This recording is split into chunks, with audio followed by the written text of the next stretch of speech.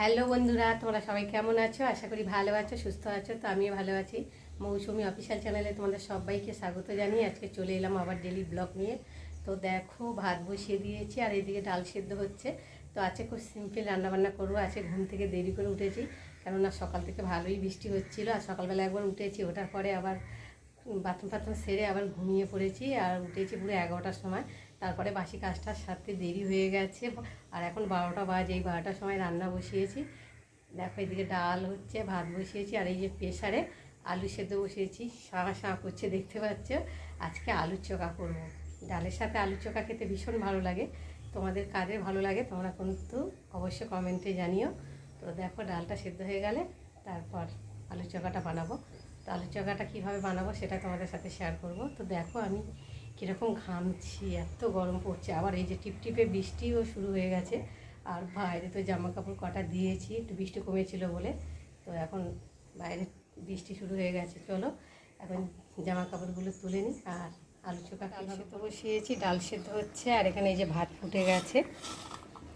আর এই যে সিটি দিয়ে নিলাম দুটো আলুর, দেখি সিটিটা পড়েছে না পড়েনি। আর এই যে ডিম ভাজা করব।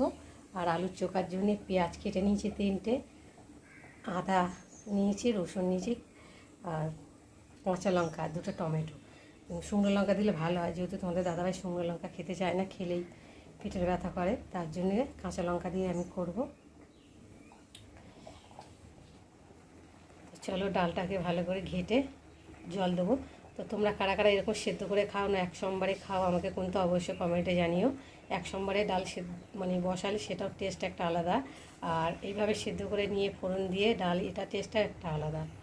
তো অনেকে আছে আবার প্রেশারেও করে। তো প্রেশারে তো আমার ভালো লাগে না, কেননা ফেনা ফেনা মতো হয়ে যায়, কেমন একটা লাগে। ওই জন্য অত টেস্ট ভালো হয় না। ওই জন্য আমি যখনই ডাল করি সেদ্ধ করে নিয়ে ভালো করে ঘেটে জল দিয়ে ভালো করে ফুটিয়ে নিয়ে তারপর সম্বাদ দিই।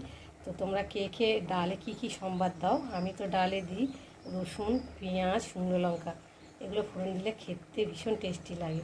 আর বেশি করে রসুনের গন্ধটা এত সুন্দর লাগে, ডালের মধ্যে খেতে ভীষণ ভালো লাগে। তো চলো এখন আমি ডালটাকে ঘেটে ভালো করে জল দিয়ে ফোড়ন দিয়ে নামিয়ে তারপর তোমাদের সঙ্গে শেয়ার করবো আলু। বন্ধুরা, প্রেশার থেকে আলুগুলোকে বের করে নিয়েছি। দেখো এখন ধোঁয়া উঠছে। আর হাতা দিয়ে দিয়ে একটু আলুগুলোকে ভেঙে নিয়েছি, যেহেতু গরম তো হাত দেওয়া যাচ্ছে না, ওই জন্য আমি হাতা দিয়ে দিয়ে দিয়ে দিয়ে আলুগুলোকে দেখো ভেঙে নিয়েছি। তো চলো এখন কড়াতে তেল দেবো। কড়াতে তেল দিয়েছি, আর পেঁয়াজ দিয়েছি, আর রসুন দিয়েছি, আদা দিয়েছি, ভাজা ভাজা করে নিচ্ছি। আর এখন দেবো কাঁচা লঙ্কা, সাথে দেবো টমেটো,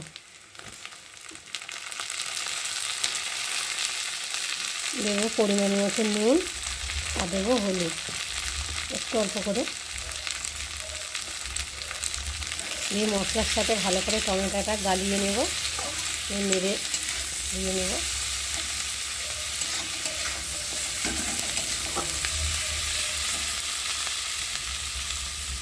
চলো মশলাটা ভালো করে ভেজে নিই। মশলাটা ভালোভাবে ভেজে নিয়েছি। দেখো মশলা থেকে তেলও ছেড়ে দিয়েছে। আর এখন আমি সেদ্ধ করে রাখা আলুগুলোকে দিয়ে ভালো করে নেড়ে নামিয়ে নিই।